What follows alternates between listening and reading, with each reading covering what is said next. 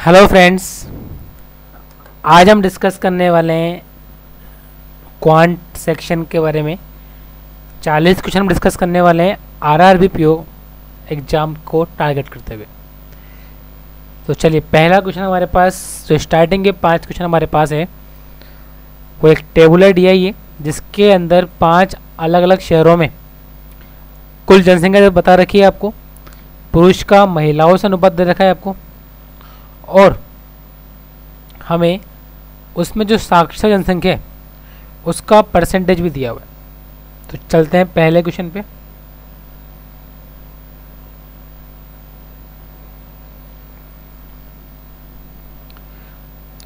शहर बी के अंदर साक्षर जनसंख्या का 20% महिलाएं हैं। शहर बी की बात कर रहे हैं, बी विजुअल होगा आपको। तो उस शहर में साक्षर पुरुषों की संख्या का निरक्षर महिलाओं की संख्या से अनुपात ज्ञात करना है। शहर बी के अंदर साक्षर जनसंख्या का 20% महिलाएं हैं, तो साक्षर पुरुष का निरक्षर महिलाओं से आपको अनुपात ज्ञात करना है।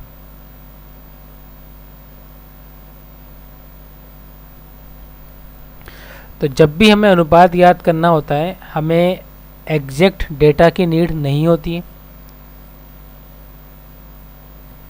जैसे मैं आपसे बोलूँगा, बी वाले गांव की बात करें तो पुरुष और महिलाएं सेम सेम है, तो आप ये मान लो 100 पुरुष हैं और 100 महिलाएं, ऐसा मान ले। इसमें से 30% साक्षर, यानी कुल मिला के 200 है, तो 200 का 30%, कुल मिला के 60% ऐसे हैं जो साक्षर है। तो बचे हुए 140 क्या होंगे आपके निरक्षर।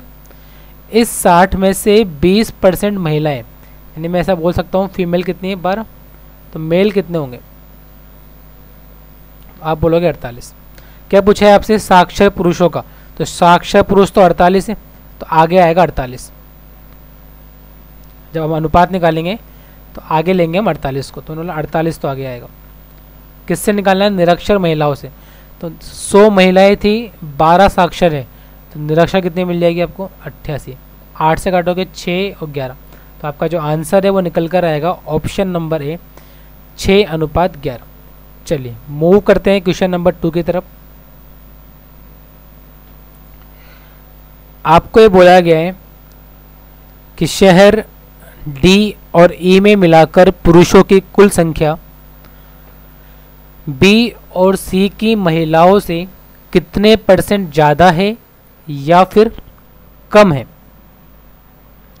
डी और ई के मिलाकर पुरुषों की संख्या बी और सी की महिलाओं से कितनी ज़्यादा है या फिर कितनी कम है। हमने बोला डी के अंदर एक कुल मिला के महिला और पुरुष कितने हो रहे हैं 7, और ई के अंदर 3 हो रहे। तो इसका मतलब ये है कि 7 का मान 7000 है, तो 1 का मान 1000। डी में पुरुष तो 3 है, तो पुरुष तो आगे 3000। ई की बात करते हैं, ये कुल मिला के 3 है, 3 का मान 4500, 1 का मान 1500, तो मेल कितने मिल गए। तो डी और ई में जो पुरुष है वो तो निकल कर आया आपके पास 3000 और 1500, कितने हो गए ये 4500। बात करते हैं बी और सी की, कि बी और सी के अंदर महिलाएं कितनी है। तो मैंने बोला बी में दोनों इक्वल है, तो 4000 महिलाएं होगी। सी में कुल मिला के 5, इसका मान 5000, तो 1 का मान 1000, तो 2 का मान, मतलब ये कुल मिला के कितनी होगी 6000। आपसे पूछा है कितनी ज़्यादा है कितनी कम है, देखो 1500 कम है, किस में 6000 में। तो ये होता है 1/4, और 4 से काटोगे तो आपका जो आंसर है वो निकल कर आएगा 25%। चलिए क्वेश्चन नंबर 3, ए के अंदर 25% जो निरक्षर है उनकी जो मृत्यु हो रही है वो अल्कोहल का सेवन करने से हो रही है। तो आपसे पूछा गया है जिसमें से आधी महिलाएं, तो ए में अल्कोहल के सेवन करने से मरने वाले निरक्षर पुरुषों की संख्या, यानी कि 25% निकालना है आपको। बी में महिलाओं का कितना परसेंट है, ए में जिनकी मृत्यु अल्कोहल के सेवन करने से हुई निरक्षर, उसका परसेंटेज निकालना है बी की महिलाओं से।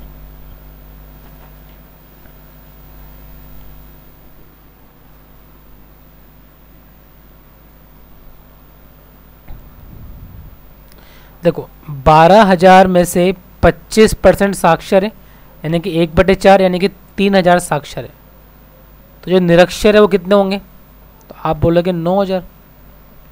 अब 9,000 में से जो 25% है यानी इसका 1/4 वो अल्कोहल से हुए, जिसमें आधी महिलाएं हैं तो आधे पुरुष होंगे। तो ये तो आ गया आपके पास ए से अल्कोहल का सेवन करने से मरने वाले लोग।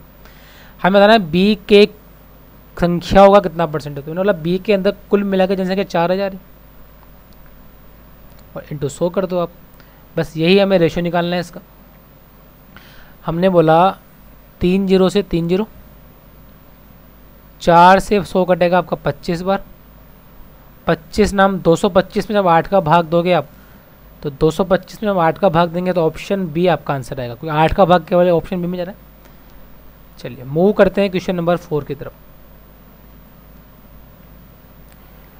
ए और ई में मिलाकर कुल साक्षर जनसंख्या का बी और डी के निरक्षर जनसंख्या से अनुपात ज्ञात करना है आपको। ए और ई की कुल साक्षर जनसंख्या का बी और डी की निरक्षर जनसंख्या से अनुपात ज्ञात करना है। ए और ई का मैंने बोला ए के अंदर 12,000 का 25%, तो साक्षर कितना हो गया 3,000। ई की बात करें तो 4500 का 20%, ये आएगा, यानी कि 3,900 होना चाहिए।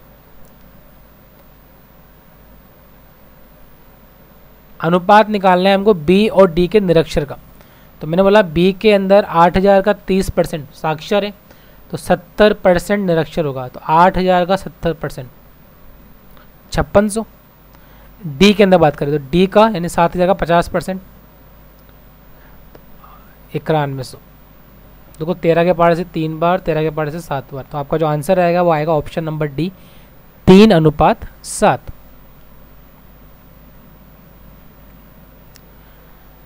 यदि शहर सी में निरक्षर जनसंख्या का 45% महिलाएं हैं, तो आपको बताना है शहर सी में पुरुषों की संख्या जो निरक्षर है वो ई की महिलाओं से कितनी ज़्यादा है या कितनी कम है। ई की महिलाएं तो आपने निकाल रखी, डायरेक्टली दिख रहा है आपको। आपको क्या निकालना है कि सी में जो पुरुष है वो कितने हैं ऐसे जो निरक्षर है, और हमें फिर उन दोनों का डिफरेंस निकालना है। मैंने बोला सी के अंदर कुल मिला के 5,000 है और ये 3 और 2 है, यानी 3,000 तो मेल होंगे और 2,000 फीमेल है। अच्छा साक्षर कितने हैं 40%, यानी कि 2,000 साक्षर है, तो निरक्षर कितने हो गए, तो जवाब आया 3,000। इसमें से 45% महिलाएं हैं, 3,000 का 45%, मैंने बोला 50% 1,500 और 5% 150 को माइनस कर दो, यानी कि 1,350 तो महिलाएं हैं। तो मेल कितने मिल जाएंगे आपको, ये मिल जाएंगे 1,650। और आपसे ये पूछा है सी में पुरुषों की संख्या जो निरक्षर है, यानी ये वाला डाटा मिल चुका है आपको। डिफरेंस निकालना है ई की महिलाओं से, तो 3 का मान 4500, 1 का मान 1,500, 2 का मान 3,000, तो 3,000 से इसका डिफरेंस निकालना है, तो यही आपका आंसर निकल कर आ जाएगा 1,350। चलिए मूव करते हैं आगे।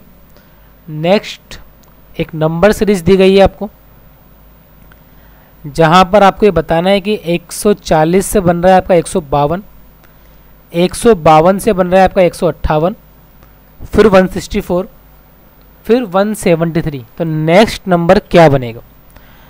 हमने बोला नंबर सीरीज आसपास दिख रही है, डिफरेंस निकाल लो। तो इनका डिफरेंस निकल कर आया 12 का, इनका डिफरेंस निकल कर आया 6 का, फिर डिफरेंस निकल कर आया 6 का, और फिर डिफरेंस निकल कर आया 9 का।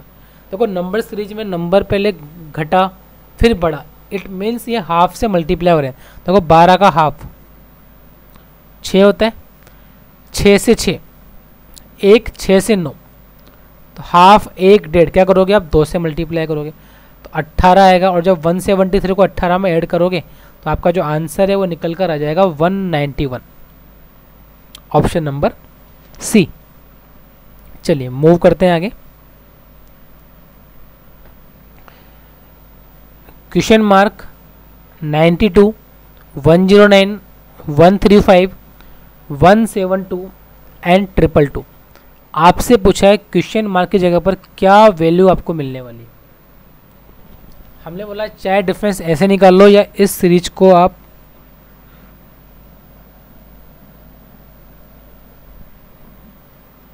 ऐसे बोल दो तो भी फर्क नहीं पड़ेगा, आप इसका नेक्स्ट नंबर निकाल लो।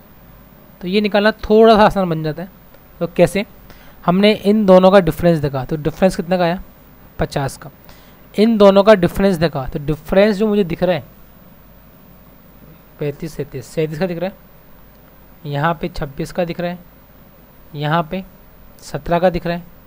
अगर नंबर को ध्यान से देखें तो 7 का स्क्वायर प्लस 1, 6 का स्क्वायर प्लस 1, 5 का स्क्वायर प्लस 1, 4 का स्क्वायर प्लस 1, तो 3 का स्क्वायर प्लस 1, यानी कि 10 आपको कम करना चाहिए। और जब 10 कम करेंगे तो आपका आंसर निकल कर आ जाएगा 82।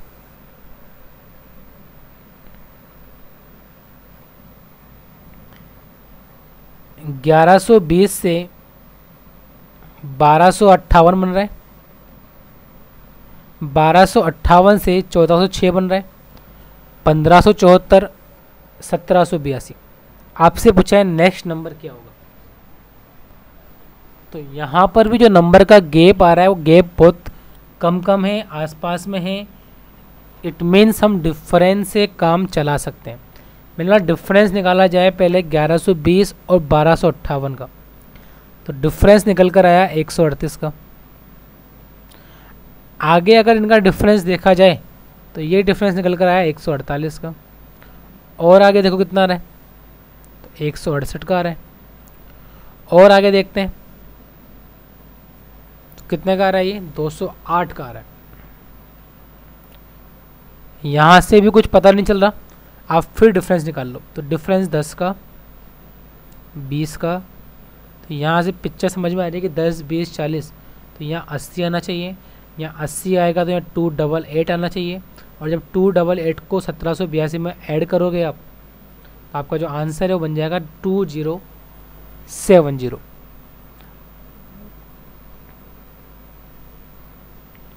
नाइन्टी 96 से आपका बन रहा है 48, 48 से बन रहा है 72, 72 से बन रहा है आपका 180 एंड फिर क्वेश्चन मार्क 2835।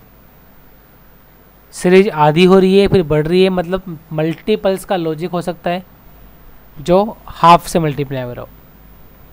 96 से 48 हाफ हुआ है, 48 से 72 1.5 गुना, और 72 से 180 आप चेक करोगे तो 2.5 गुना आएगा। तो आप किससे मल्टीप्लाई कर दोगे, तो 180 को 3 से मल्टीप्लाई किया और 180 को आधे से मल्टीप्लाई किया, तो आपका आंसर निकल जाएगा ऑप्शन नंबर डी 630।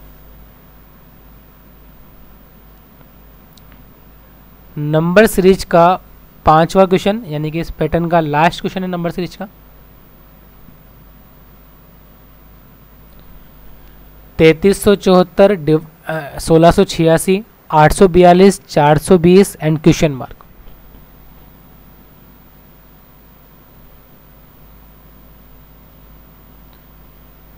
तैतीस 1600 बन रहा है, फिर 800 बन रहा है, फिर 400 बन रहा है और क्वेश्चन मार्क। हाँ, अगर आप ऑब्जर्व कर पाए तो लगभग सभी नंबर आधे दिख रहे हैं। देखो इसका आधा करें, 87 -1 कर रखा है। इसका आधा करें 843, तो यहाँ भी -1 कर रखा है। और इसका आधा करोगे तो भी -1। तो हमें क्या करना है, इसका आधा करना है, जो कि कितना होता है 210, और एक कम कर दो, यही आपका आंसर है 209। चलिए मूव करते हैं आगे। एक क्वेश्चन हमें दिया गया है अर्थमेटिक का, टाइम एंड वर्क का, जिसमें बोला गया है कि अरुण और राहुल एक साथ काम करना शुरू करते हैं और काम 12 दिन में ख़त्म कर देते हैं। यदि अरुण की कार्यक्षमता 40% बढ़ जाए और राहुल की कार्यक्षमता 20% कम हो जाए तो काम 10 दिन में ख़त्म हो जाता है। तो राहुल अकेला इस काम को कितने दिन में समाप्त कर सकता है। दोनों मिलकर काम को 12 दिन में कर सकते हैं। अरुण 40% बढ़ा रहा है अपना और राहुल 20% कम कर रहा है, तो ये काम 10 दिन में हो जाता है।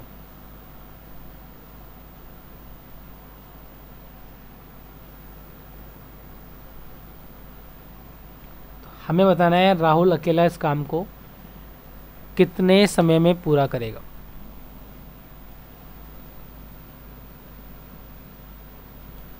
देखो, अरुण प्लस राहुल ये दोनों मिलकर काम ख़त्म करते हैं 12 दिन में। अब क्या हुआ, अरुण 40% कम कर रहा है। मैं ऐसा बोल दूं, पहले 1 कर रहा था तो अब 0.6 कर रहा है। 60% काम कर रहा होगा, सॉरी 40% बढ़ जाती है ना तो ज़्यादा काम करेगा, यानी कि 1.4। और जो राहुल है वो 20% काम कम कर रहा है, यानी 0.8, और काम 10 दिन में ख़त्म हो रहा है। ये भी कुल काम है, ये भी कुल काम है, दोनों को इक्वल कर दो। जब दोनों को इक्वल किया, हम लोग को मल्टीप्लाई करता हूँ मैं, तो 14A प्लस 8R 12A। तो यहाँ से आप A और R का रेशो निकाल लो। देखो 12 इधर आया तो 2A बना, और 8 उधर गया तो 4B। तो A अपन R की बात करें तो 2:1 आएंगे। पहले हमें निकालना पड़ेगा कुल वर्क कितना है। तो देखो दोनों मिलकर एक दिन में कितना काम कर रहे हैं, 3 काम 12 दिन में ख़त्म हो रहा था, तो 36 काम था। ये काम करवाना है हमें राहुल से। तो राहुल कितना काम करता है, 1, तो 36 में 1 का भाग दोगे तो आपका जो आंसर है वो निकल कर आ जाएगा 36 डे, यानी कि ऑप्शन नंबर डी हमारा आंसर है। ठीक है, CI और SI का क्वेश्चन दिया हुआ है हमें, जहाँ पे बताया कि 2 साल का जो अंतर है CI का और SI का वो 120 रुपये, और 2 साल का CI का प्रिंसिपल से जो रेशो है वो 25:24 है। तो 3 वर्ष का साधारण ब्याज कितना होगा। तो अगर मैं इसको, मेरे पास टाइम कम है, तो पहले बात तो 3 साल का जो भी ब्याज आएगा 3 का मल्टीपल आएगा, ये पॉसिबल नहीं है। ये हो सकता है, ये हो सकता है, ये पॉसिबल नहीं है, ये पॉसिबल नहीं है। कह सकते हैं ऐसा, ठीक है। 2 साल का ब्याज, देखो मूलधन 25, 2 साल का ब्याज 24, तो मैं ऐसा बोल सकता हूँ 2 साल का मूलधन और मिश्रधन 25:49 में होंगे 2 साल में। तो 1 साल में किस में होंगे ये, इसका स्क्वायर रूट निकाल लो। मतलब 5 रुपये उधार देने पे 7 रुपये मिल रहे हैं, तो ब्याज कितना मिल रहा है, 2/5। दर की बात करूँ तो दर निकल कर आएगी 40%। आगे अब देखो अंतर की बात करें सिंपल सा, अगर मैं इसको मानूँ तो 300 मिलेगा हर साल, तो 300 का 40% 120, यानी कि इसका जो आंसर है यही होगा। चाहो तो पूरा सोल्व कर सकते हो 2 साल का CI का फॉर्मूला लगा के, बट दिख रहा है हमको कि इन दोनों में से एक आंसर है, तो इसमें हर साल 300 मिलेगा, और 300 का 40% का मतलब का अंतर है। चलिए नेक्स्ट क्वेश्चन हमारे पास जो है वो है टाइम, स्पीड और डिस्टेंस का, कि P और Q एक दूसरे से x किलोमीटर की दूरी पर है, और जो इनकी स्पीड है वो 20 और 40 किलोमीटर पर आवर है। पहले घंटे में कार P चलती है और कार Q नहीं चलती, दूसरे में Q चलता है, P नहीं चलता, और ये उनके मिलने तक जारी रहता है। तो ये 8.5 घंटे बाद मिलते हैं, तो बताओ x का मान कितना है। देखो पहले P चल रहा है, 8.5 घंटे का मतलब ये है कि 4 घंटे पहले ये चला, फिर 4 घंटे ये चला, तो बचा हुआ आधा घंटा किसने कवर किया है, P ने। तो मैं ऐसा बोलूँगा P ने जो कवर किया है वो कवर किया है 4.5 घंटे, प्लस Q ने जो कवर किया है वो कवर किया है 4 घंटे। यही आपकी कुल डिस्टेंस है। P की स्पीड 20 और 4.5 घंटे का मतलब है 20 × 4.5 90 आ गया। Q की स्पीड 40 और 4 घंटे, तो 40×4, तो आपकी जो कुल डिस्टेंस है वो निकल कर आ जाएगी 250 किलोमीटर। सिंपल सा क्वेश्चन था, ऑप्शन नंबर है। नेक्स्ट क्वेश्चन हमारे पास प्रॉफिट एंड लॉस का है, कि एक दुकानदार वस्तु A के अंकित मूल्य पर 20% की छूट देता है, दूसरी वस्तु जो B है उसका क्रय मूल्य A के विक्रय मूल्य से 20% ज़्यादा है। यदि दुकानदार वस्तु बी को 15% के लाभ पर बेचता है और वस्तु बी का विक्रय मूल्य ए के विक्रय मूल्य से इतने रुपये ज़्यादा है, तो ए का अंकित मूल्य कितना होगा? ए का अंकित मूल्य कितना होगा? 20% की छूट दे रहा है अंकित मूल्य पे, तो आप ये मान लो कि ए का जो अंकित मूल्य है वो 100 है। 20% की छूट दी, यानी इसका जो सेलिंग प्राइस है वो 80 है। अब क्या हुआ, जो बी का क्रय मूल्य है सीपी, वो वस्तु ए के विक्रय मूल्य से 20% ज़्यादा है, यानी ये 80 है तो 80 का 20% 16 ज़्यादा है, तो ये 96 है। अब बी ने क्या करा, इसको बेचा है 15% के प्रॉफिट पे, तो इसका जो सेलिंग प्राइस होगा बी का, देखो 96 का 15%, तो मैंने बोला 10% तो 9.6, 5% 4.8, तो 9.6 और 4.8 कितना हो जाएगा? 14.4, तो 96 प्लस 14 तो 110.4 आएगा। ये आएगा। हमें बोला है वस्तु वी का विक्रय मूल्य ए के विक्रय मूल्य से इतने रुपए ज़्यादा है। मैंने बोला ये 80, ये 110.4, डिफरेंस कितने का आ रहा है? तो इन दोनों का डिफरेंस 30.4 का, जिसका मान 1216 है। इस पॉइंट को हटाऊँ तो जीरो लग जाएगा, तो 304, 3 के बारे में 12 आता है, 4 के बारे में 16 आता है, 4 बार में, तो 1 का मान 40, तो 100 का मान जो है वो कितना बन जाएगा? 4000 आपका आंसर निकल के आएगा। चलिए मूव करते हैं आगे। नेक्स्ट क्वेश्चन हमारे पास पार्टनरशिप का है।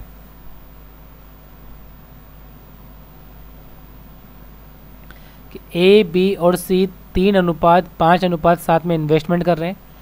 4 महीने के बाद ए कुछ राशि इस प्रकार निवेश करता है कि उसका जो टोटल निवेश है वो सी के आरंभिक निवेश के बराबर हो जाए, और सी का हिस्सा आपको दे रखा है, तो कुल प्रॉफिट कितना होगा?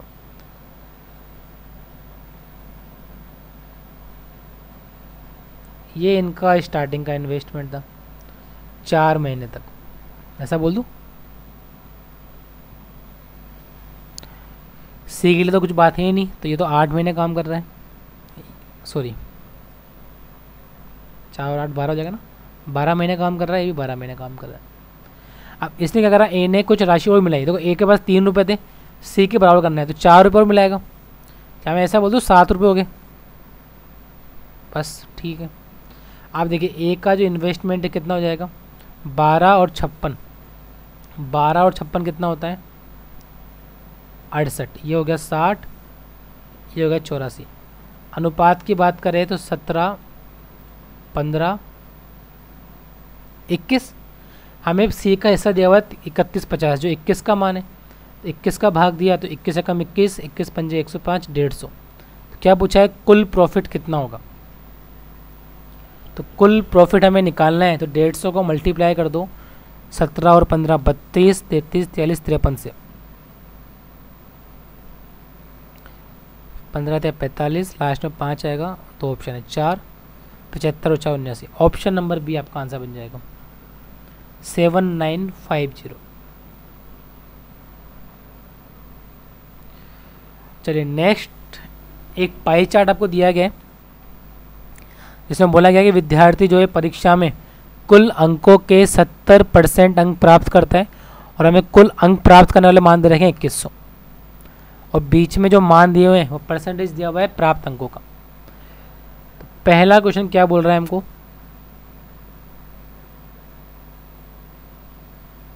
अच्छा इंग्लिश दिखानी पड़ेगी।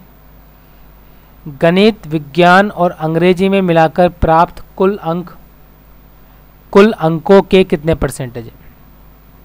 गणित, विज्ञान और अंग्रेजी में जो प्राप्त हो रहे हैं इसको कुल अंक, वो कुल अंकों का कितना परसेंटेज है? गणित, विज्ञान और अंग्रेजी में प्राप्त कुल अंक, गणित, विज्ञान और अंग्रेजी, गणित, विज्ञान और अंग्रेजी में प्राप्त कुल अंक, कुल अंकों का कितना परसेंट है? प्राप्त कुल अंक, कुल अंकों का कितना परसेंट है, ये आपसे बोला गया। मतलब जब परसेंटेज निकालना होता है तो एग्जैक्ट डेटा की नीड नहीं है आपको। तो गणित में 20 मिल रहे हैं, विज्ञान में 12 मिल रहे हैं, इनमें 13 मिल रहे हैं, कुल कितने हो गए 45%। लेकिन ये 45% जो डेटा है ये किस में से 70% में से, क्योंकि कुल प्राप्त अंक तो 70% दे रखे थे जो 21 के बराबर है। तो मैं ऐसा बोलूँगा कुल प्राप्त अंक जो है वो 70 है, 70 कितना मिल रहा है 45%। बस ये निकाल लो, और कुल तो 100 होते हैं, यही आपका आंसर है। बटे 100 कर दो, 5 से 9 बार 2 बार 9 से 63, 63 में 2 का भाग दोगे तो 31.5% आपका आंसर होगा।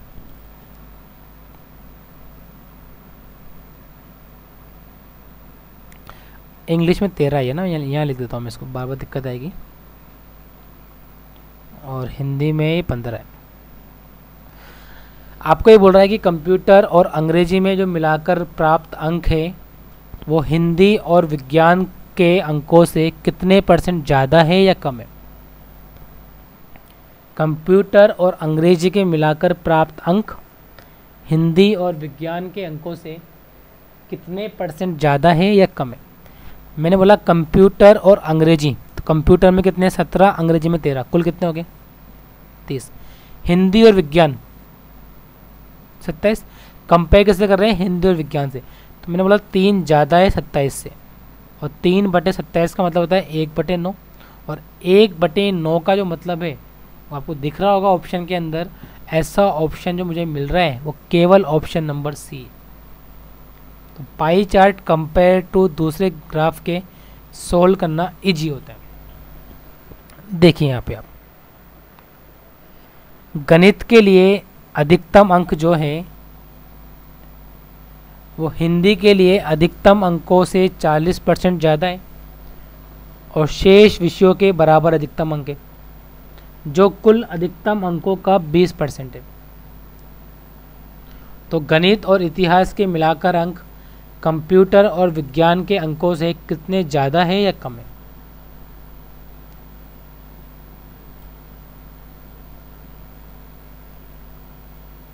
हिंदी का डेटा 15 है,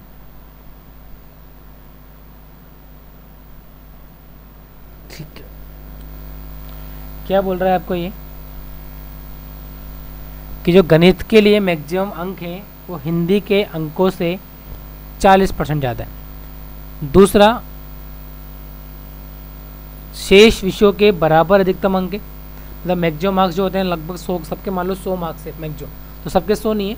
गणित के जो है वो हिंदी से 40% ज़्यादा है, बाकी सबके सेम है। जो कुल अधिकतम अंकों का 20% है। मैंने बोला ये जो पास हो रहे हैं 70% थे, 70% का मान 2100, तो 100 का मान 3000, और 3000 का 20% यानी 600 जो मिल रहे हैं वो किसको मिल रहे हैं, 3000 का 20% क्या है, अधिकतम अंकों का 20% है। यानी हर सब्जेक्ट जो है, शेष सब्जेक्ट, उन सबके 600 600 600 है। हिंदी का जो भी होगा x मान लेते हैं, तो गणित का 40% ज़्यादा है। तो मैं क्या बोलूँगा, अगर सबके 600 है तो हमारे पास कुल 6 सब्जेक्ट है, तो 4 के तो 600 हो गए, और 4 के 600 हो गए ना। और कुल हमारे पास जो मैक्सिमम मार्क्स थे वो कितने थे, 3000, तो 3000 में 2400 तो ये हो गया, तो कितने बचे 600 मार्क्स बच रहे हैं। और ये किस किस के, हिंदी और गणित के। अगर मैं हिंदी के x मानता हूँ, या हाँ x मान लेते हैं, तो गणित के 1.4x हो जाएंगे, यानी 2.4x का मान 600 है, तो x का मान निकल कर आया 250। तो क्या पूछा है इसने आपसे कि गणित और इतिहास के मिलाकर अंक, गणित और इतिहास के मिलाकर अंक कंप्यूटर और विज्ञान से प्राप्त अंकों से कितने अधिक या कितने कम है। अच्छा, गणित और इतिहास के अधिकतम अंक की बात कर रहा है, मिलाकर अंक नहीं आएगा, अधिकतम अंक आएगा। तो इतिहास में तो 600 थे, गणित में कितने हैं 250 थे ये, और 250 का 40% 350, यानी इन दोनों के जो मिलाकर मार्क्स आए वो कितना है, जो मैक्सिमम मार्क्स है वो 950 है। और कंप्यूटर और विज्ञान की बात करें तो कंप्यूटर में 17%, विज्ञान में 12%, 29% मिले 2100 के, यानी कि 2100 का 29%, 21 इंटू 29, लास्ट में अंकों का योग 10 बन रहा है तो 609 बन जाएगा ये। तो 950 तो टोटल अंक है अधिकतम, उसमें से इसको 609 मिल रहे हैं, तो कितना डिफरेंस आ जाएगा 341 का, यही आपका आंसर है। चलिए मूव करते हैं आगे। कंप्यूटर और हिंदी में प्राप्त औसत अंक का अनुपात बताना है हमें इतिहास और अंग्रेजी के एवरेज से। तो एवरेज का फर्क पड़ेगा नहीं, अगर हम एवरेज रेशो निकाल रहे हैं तो कोई दोनों में बटे में 2 आएगा। तो कंप्यूटर और हिंदी 17 और 15 32 आएगा। 32 का मतलब ये पॉसिबल नहीं है, ये पॉसिबल नहीं है, ये पॉसिबल नहीं है, कोई 8 का मल्टीपल दिख रहा है। और इतिहास और अंग्रेजी, इतिहास 23, अंग्रेजी 13, 36, 36 11 में नहीं आएगा। तो 4 से काटोगे 8:9 आपका आंसर है। चलिए मूव करते हैं आगे।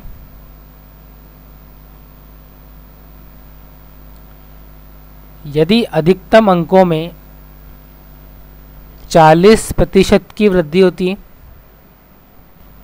अधिकतम अंकों में 40% की वृद्धि होती है और विद्यार्थी द्वारा प्राप्त अंक समान रहते हैं, यानी 2100 प्राप्त किए उन्होंने। यदि विद्यार्थी अधिकतम अंकों के 55% अंक प्राप्त करना चाहे तो जो विद्यार्थी उत्तीर्ण होगा तो कितने अंक से फेल होगा। मतलब ये कहना चाह रहा है कि जो पहले आपके पास मैक्सिमम मार्क्स थे उसमें 40% की वृद्धि हो गई। पहले मैक्सिमम मार्क्स कितने थे, ये तो कुल प्राप्त हुए थे कितने, वही कुल प्राप्त हुए 70%, यानी कुल तो थे आपके पास 3000, इसमें 40% की वृद्धि हुई यानी 1200 की वृद्धि होगी। तो अब आपके पास 4200 मैक्सिमम मार्क्स है, उसका 55% प्राप्त करता है एक विद्यार्थी, तो 4200 का 55% ऐसा हो गया 42 इंटू 55, मतलब 42 का आधा 21, 55 का डबल 110, यानी कि 2310 अंक प्राप्त कर रहा है तो विद्यार्थी पास होगा। तो आपसे पूछा ये वाला विद्यार्थी कितने नंबर से फेल हुआ, मैं इसके 2100 है या 2310 चाहिए, तो 210 नंबर से ये क्या हो जाएगा, फेल हो जाएगा। चलिए मूव करते हैं आगे।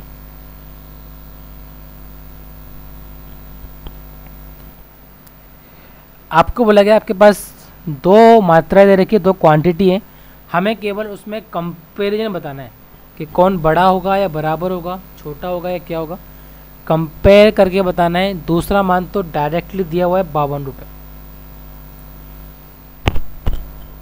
फर्स्ट वाले में आपको वैल्यू ज्ञात करनी पड़ेगी, कुल लाभ कितना मिला।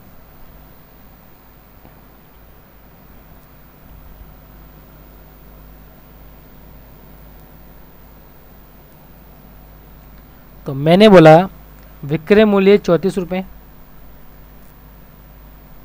ठीक है, 18 वस्तु बेच रहे हैं अपन। क्रय मूल्य जो है वो अंकित मूल्य से 25% कम है और प्रत्येक वस्तु पर 15% की छूट दी जाती है।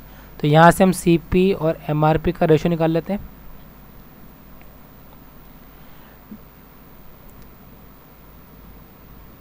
एक मिनट, इसको मैं इतना क्यों कर रहा हूँ, ये डायरेक्ट निकल जाएगा। देखो 34 में बेचा गया, डिस्काउंट 15% का था, यानी 85% का मान 34 है। 17 से काटा 5 बार, यानी 5% का मान 2 है, 50% का मान 20 है, तो 100 का मान 40 रुपये। तो अंकित मूल्य तो कितना हो गया आपका 40। जो क्रय मूल्य है वो अंकित मूल्य से 25% कम है, यानी क्रय मूल्य कितना हो गया आपका 30। तो एक वस्तु पे 4 रुपये का प्रॉफिट है। कितनी वस्तु बेची 18, तो 18 वस्तु का मतलब 72 रुपये का प्रॉफिट हुआ। तो पहला वाला मान 72 है, दूसरा 52 है। तो आपका जो आंसर है वो क्या आएगा, मात्रा फर्स्ट बड़ी है मात्रा 2 से।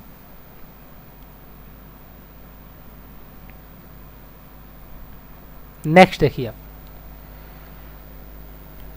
दूसरी मात्रा आपको दे रखी है कि कितनी है 12 वर्ष है।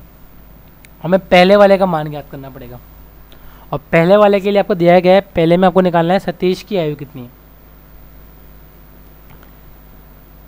सतीश आयुष से 3 वर्ष छोटा है।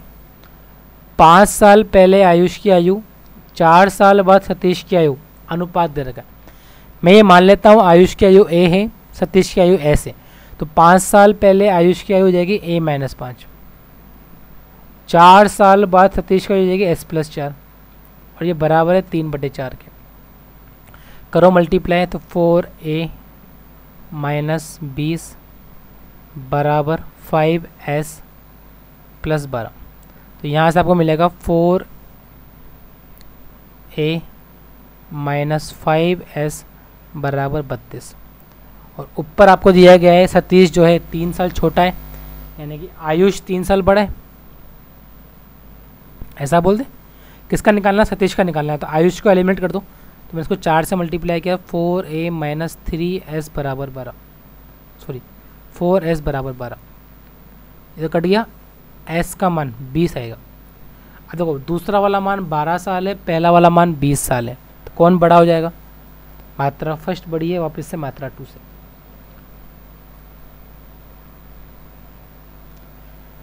डिटेल शब्द के अक्षरों को कितने तरीकों से व्यवस्थित किया जाए कि स्वर जो है वो केवल विषम स्थानों पर है? डिटेल शब्दों के अक्षरों को कितने विभिन्न तरीकों से व्यवस्थित किया जाए कि स्वर केवल विषम स्थानों पर आए?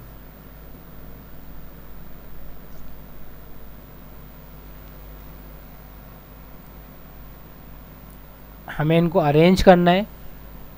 अरेंज करने पर स्वर जो है वो डिफरेंट स्थानों पर है। तो मतलब कुल मिला के कितनी संख्या है? कितने अल्फ़ाबेट से? 6, यानी कि फैक्टोरियल 6। ये तो हो गया हमारे पास। इतने तरीके से तो हम इनको अरेंज कर सकते हैं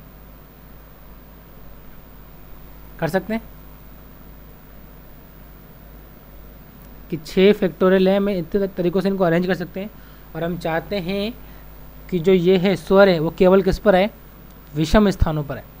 एक मिनट, थोड़ी सी मिस्टेक कर दी हमने। फैक्टोरियल 6 तो है, लेकिन हमें अरेंज कैसे करना है कि स्वर विषम स्थानों पर है। तो 6 में से हमें 3 पोजीशन लेनी पड़ेगी, 6P3। तो मैंने बोला 6P3 का मतलब होगा कि हमारे पास कुल मिला के 6 अल्फ़ाबेट्स हैं, उनको हम अरेंज करेंगे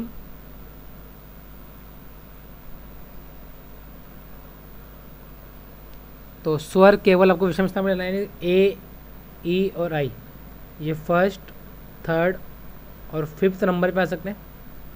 3 अल्फ़ाबेट है तो 3 ही तरीके हो सकते हैं इनको अरेंज करने के भी। तो 3P3 यानी कि 3 × 2 × 1। ये तो हुए हमारे पास स्वर को अरेंज करने के। और जब नंबर्स को अरेंज करेंगे तो ये भी 3 मिलेंगे,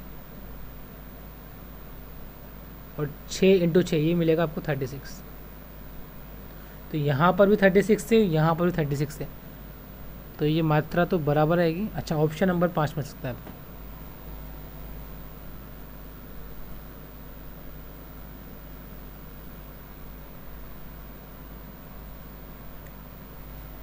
वास्तविक संख्या ज्ञात करनी है आपको, और दूसरे में आपको x का मान ज्ञात करना है। मतलब इसमें तो आपको दोनों मान ज्ञात करने पड़ेंगे।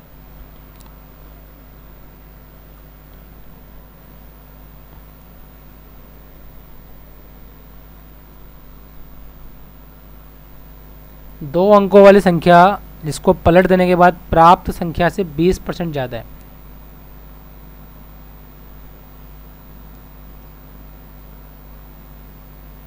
तो 2 अंकों वाली संख्या में मान लेते हैं कि 10x + y है।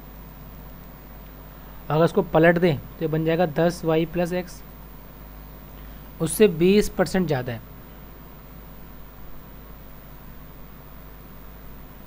ऐसा बोल दें। जब इसको आप शॉर्ट आउट करेंगे तो यहाँ से आपको रेशो मिलेगा x/y का 12y + 12x 2x x/y। ठीक है। और संख्याओं की बात करें तो 54 एक संख्या बन सकती है।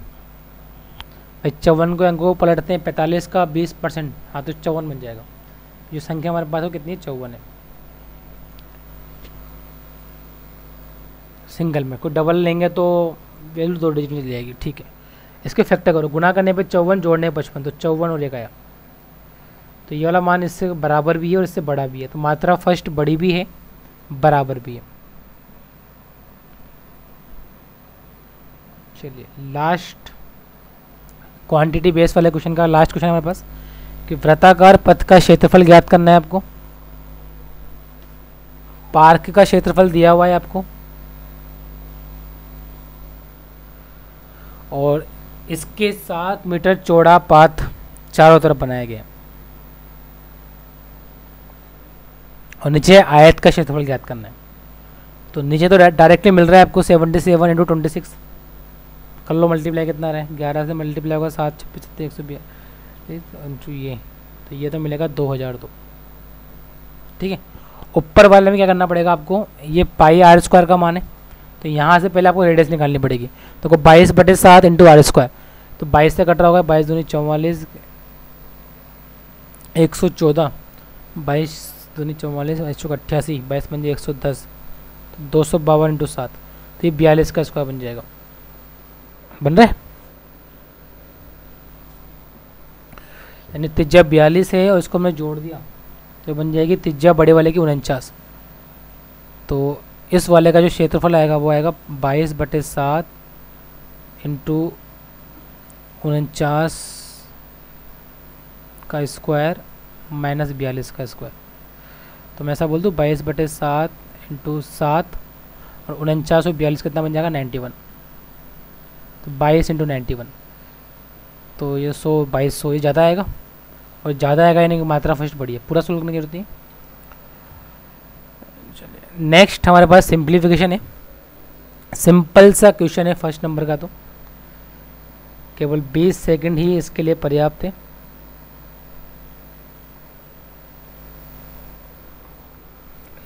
तो सबके बटे में 11 और 121 है, इन सब का एलसीएम 121 मान लेंगे। उसके पहले 14 और 16 30 और 14 44 और 12 56 तो ये आ गया और सबका एलसीएम 121 है।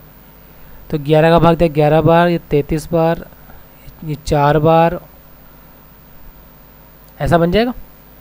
तो कितना आ रहा है 66 70 81, तो 56 से ही 81/121 आपका आंसर है।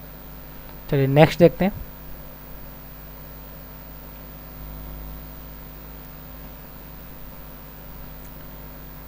(99 इंटू 41) 46 मल्टीप्लाई बाय 72 और 49 मल्टीप्लाई बाय 69। क्या आंसर इसका आने वाला है?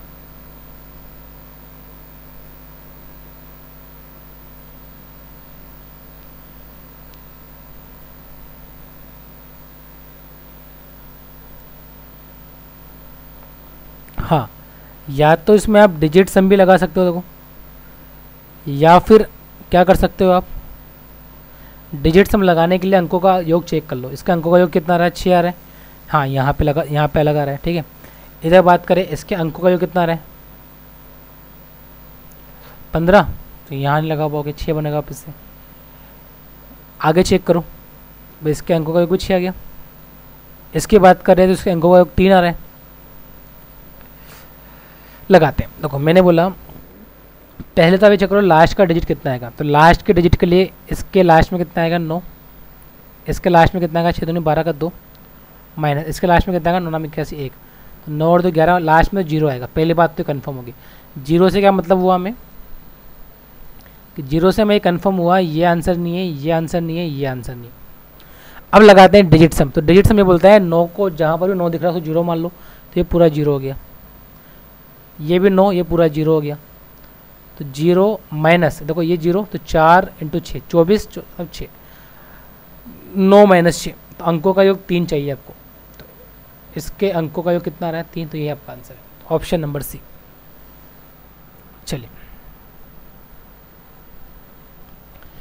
1700 का 16.5% और 1750 का 13.8%, ये आपको ज्ञात करना है।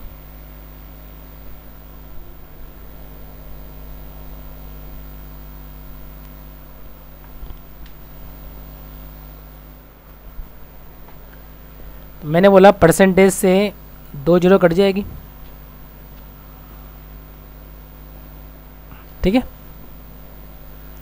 तो 17 को मल्टीप्लाई करो 16.5 से, 16.5 का मतलब 33/2, माइनस, यहाँ पे कटना पॉसिबल नहीं था तो मैंने इसको ऐसे लिख दिया देखो, और इसको भी हटाऊंगा बटे में 0। 25 के पार्ट से 7 बार, 25 के पार्ट से 4 बार, 2 से काटना मैंने, 2 6 12, ऐसा बन जाएगा। देखो बटे में तो दोनों में आ रहा है, 17 × 33 कर लो आप, तो कितना आ रहा है, या 3 कॉमन निकाल सकते हैं, मल्टीप्लाई कर लो। 17 × 51, कैरी 5, 51 5 56। यहाँ कितना आ रहा है, 7 9 63, कैरी 6, 42 6 48, और बटे में 2। जब 561 में 483 घटाओगे, 11 में 3 गया 8, 55 में 48 घटाया 78, 78 में 2 का भाग दिया 39, ये आपका आंसर है। चलो नेक्स्ट, 348 को डिवाइड करना है 29 से, मल्टीप्लाई करना है 15 से, प्लस करना है 156 को, और ये बराबर है क्वेश्चन मार्क की पावर 3 प्लस 120 के।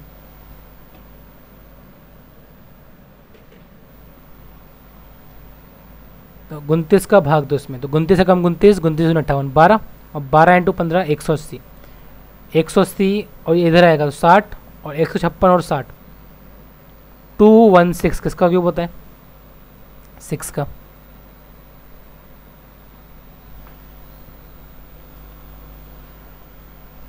बारह सौ 85 का 76% बराबर 1256 का 35% प्लस क्वेश्चन मार्क।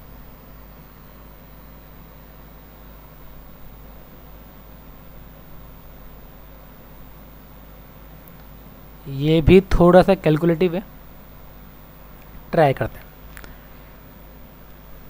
मैंने बोला ये 1285 इंटू 76/100 माइनस 1256 इंटू 35/100, इसका मान हमें निकालना है। पहले तो जो कुछ कट रहा है उसको काट लो। तो 5 से काटा आपने 7 बार, 5 से काटा 20 बार, 5 से काटा 5 दूनी 10, 28, 5 पंजे 25, 37, 20 को 2 से काटा 10 बार, ये कटेगा 38 बार, यहाँ भी 2 से कटेगा 10 बार, ये कटेगा 6, ऐसा कुछ कटेगा। ठीक है, तो पॉइंट में तो कट अच्छा जुड़ जाएगा। ठीक है, 7 8 56,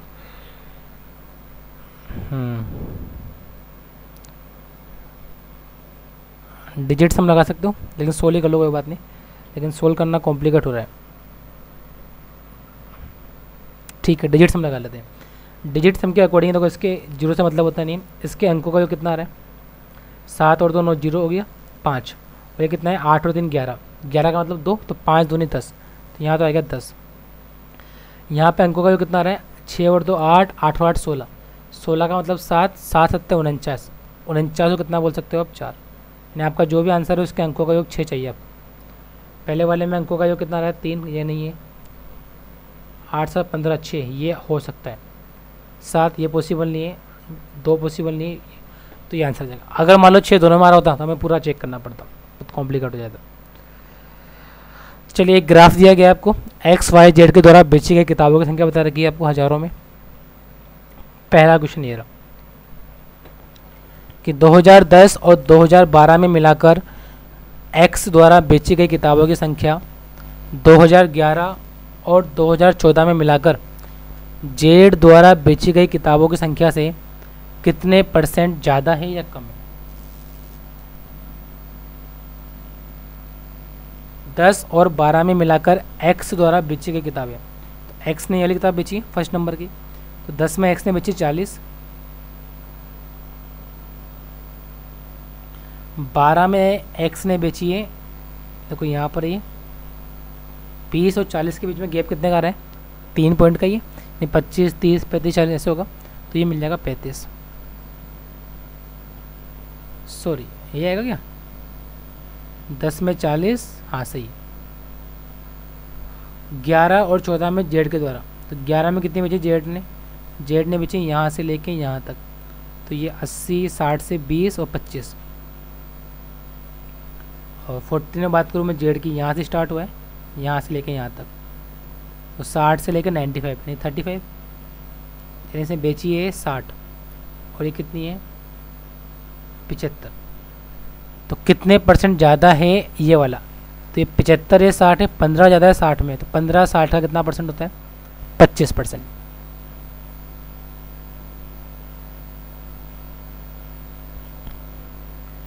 दो 2010 में वाई द्वारा बेची गई किताबों की संख्या 2009 में बेची गई किताबों से 20% ज़्यादा है, और 2009 में दुकानदार जेड द्वारा बेची गई किताबों की संख्या 2010 में बेची गई किताबों से 25% कम है। तो हमने बोला 2010 में वाई ने कितनी बेची है, तो यहाँ से लेके यहाँ तक है, ये 30 बेची है, और 2009 में जो बेची है उससे 20% ज़्यादा है ये, यानी ये 120% का मान है, 120% का मान 30 है, तो मैं बोलूँगा 2009 में उसने 25 बेची है, 25,000, ठीक है। तो 25 से 20% 5 बढ़ा दिया। जेड की बात करें, जेड ने कितनी बेची है, तो जेड ने बेची है 70 से लेके 105, 35, और ये 2010 से 25% कम है, यानी 75% का मान है 35, तो 100% का मान कितना होगा,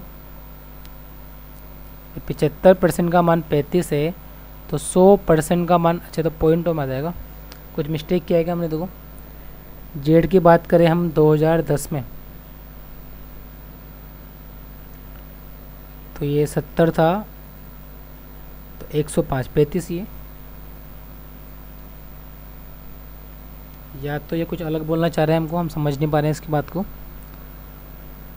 अच्छा, अगर मैं मान लूँ वाई से बात करें कि वाई से कंपेयर कर रहा हूँ कि वाई से 25% कम है, तो मैं ऐसा बोलूँगा 75% का मान 30 है, नहीं ये वो वाली बात भी नहीं बोलेगा। 2009 में 25% कम है, किताबों की संख्या से 25% कम है। एक मिनट, क्या बोलना चाह रहा है वापस समझते हैं, देखो इसको।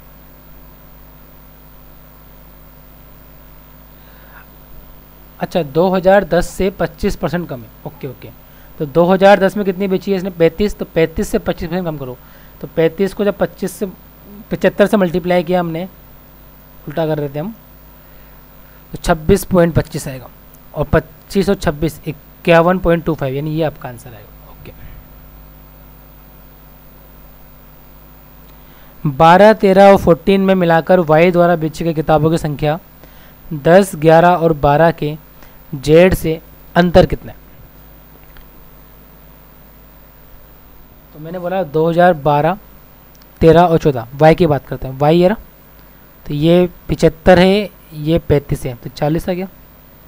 2013 के अंदर यहाँ से लेके यहाँ तक ही तो कितना है 15 है।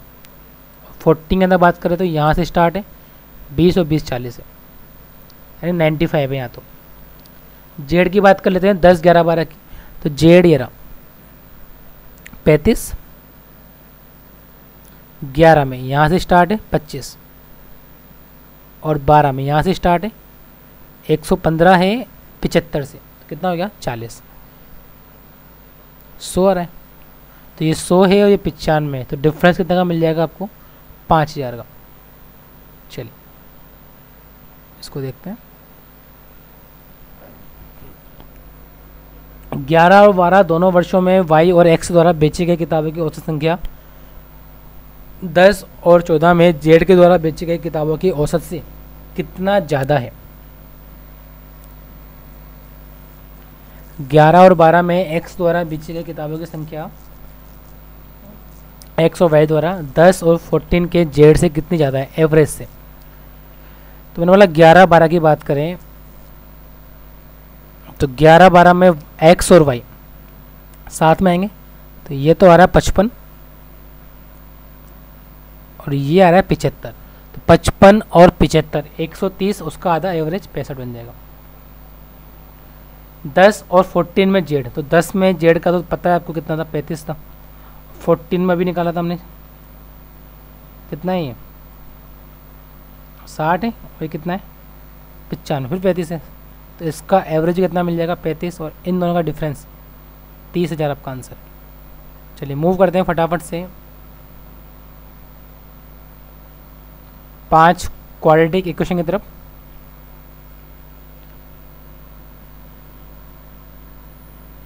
चलिए क्या आंसर आएगा इसका?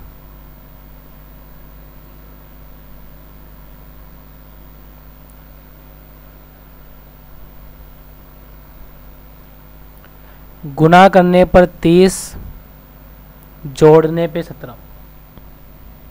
गुना करने पर 30, जोड़ने पे 17, तो 15 दूनी 30। दोनों साइन किसके आएंगे? माइनस के आएंगे। डिवाइड करोगे 3 से तो माइनस का 5 और माइनस का 0.6। यहाँ बात करें गुना करने पे 20, जोड़ने पे 9, तो 5 और 4 दोनों माइनस के आएंगे और डिवाइड करोगे 10 से तो 0.5 और 0.4। तो ये वाला जो मान है माइनस का 0.5 0.4 इससे क्या है? बड़ा है, तो y बड़ा हो जाएगा x से, ऐसा बोल दोगे। नेक्स्ट देखते हैं।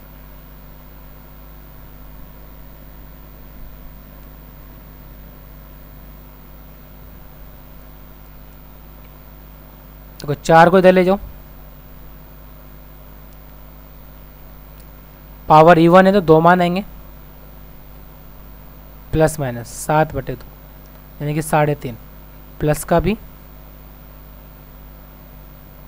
माइनस का भी। यहाँ पे देखो गुना करने पर 121 इंटू 9, 121 को बोल दो 11 इंटू 3 उससे क्या मिलेगा? 11 भी तो आएगा आगे, हाँ, तो 33 और 33 ये बन जाएगा, दोनों प्लस के आएंगे, तो 11/3 और 11/3, 3 का भाग दिया 3.6 आएगा, और 3.6 पॉजिटिव में दोनों से बड़ा है, तो यहाँ भी क्या मिलेगा आपको? y बड़ा होगा x से। नेक्स्ट, गुना करने पर 6 एंड जोड़ने पर 5, और सेकंड वाले में गुना करने पर 27, जोड़ने पे 12।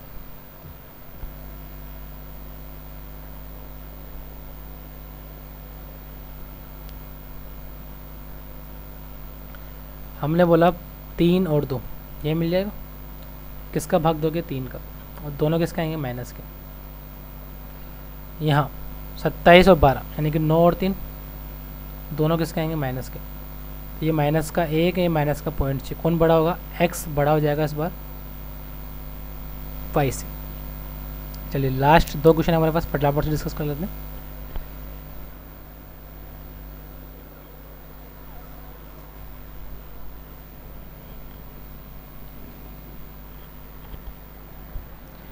हाँ, गुना करने पे 10, जोड़ने पे 7, तो वैल्यू मिली 5 और 2। गुना करने पर 45, जोड़ने पे 14, तो वैल्यू मिली 9 और 5। जब कंपेयर किया तो ये वाला 5 बराबर भी है, बड़ा भी है, और 9 बड़ा है, तो y बड़ा हो जाएगा और इक्वल हो जाएगा x के। चलिए बढ़ते हैं आज के लास्ट क्वेश्चन की तरफ।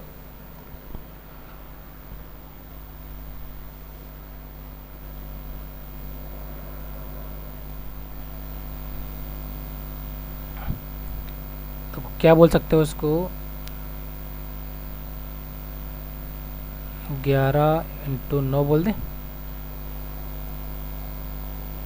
और इसको 2 इंटू 3 बोल दो, तो वैल्यू मिलेगी 22 और 27, दोनों पॉजिटिव आएंगे। किसका भाग दे दोगे? 6 का। यहाँ देखते हैं 70, तो 10 और 7, वैसे सोल्व करने की जरूरत ही नहीं थी, ये पॉजिटिव है तो इसकी वैल्यू पॉजिटिव आएगी, इसकी वैल्यू नेगेटिव आएगी, तो x बड़ा है y से। चलिए, और एक क्वेश्चन हमारा बीच में छूट चुका था, वो भी देख लेते हैं। एक DI का क्वेश्चन था शायद, थोड़ा सा इसको भी ख़त्म करते हैं कि 2011 में बेची गई किताबों की संख्या 2015 से अनुपात दे रखा है 2:3। 2015 में y द्वारा बेची गई किताबों की संख्या 2014 में x से 40% ज़्यादा है, तो 15 में x और z के द्वारा बेची गई किताबों की संख्या 11 में बेची गई किताबों का कुल कितना % है। तो पहली बात तो हमें पता कर लेते हैं 11 में कुल किताबें कितनी बेची गई है। तो 11 में कुल किताबें जो बेची गई है 80 आ रही है, यानी 11 का तो कंफर्म हो गया आपको 80,000 है। अब बात करते हैं हम 2015 के x और z का। तो 2015 के डेटा निकालने के लिए हमें दिया गया है कि जो 2011 में किताबें बेची है उसका 2015 से 2:3 है। तो यहाँ पे 80,000 है, तो 2 का मान 80,000, 1 का मान 40,000, तो 3 का मान कितना मिल जाएगा आपको, 1,20,000 बेची गई है 2015 में। ये कंफर्म हो गया। 2015 की जो वाई वाली किताबें हैं इसमें से तो 14 की जो एक्स की किताबें हैं कितनी आ रही हैं, ये रही 20, उससे 40% ज़्यादा है, तो 20 का 40% 8,000 यानी 28,000 है। तो बची हुई एक्स और जेड की होगी, तो मैंने बोला 92,000 मिल जाएगा। बस 92,000 का इसमें भाग दे दो, बस दिखने में बड़ा था, बाकी और कुछ नहीं है। तो आपका जो इसका आंसर है वो निकल आ जाएगा 115%। ये कुछ क्वेश्चंस थे, 40 क्वेश्चन जो RRB PO प्रैक्टिस मॉक के हिसाब से थे। चलिए, आई होप आपको ये पार्ट समझ में आया होगा। चलिए मिलते हैं नेक्स्ट पार्ट में। Thank you so much.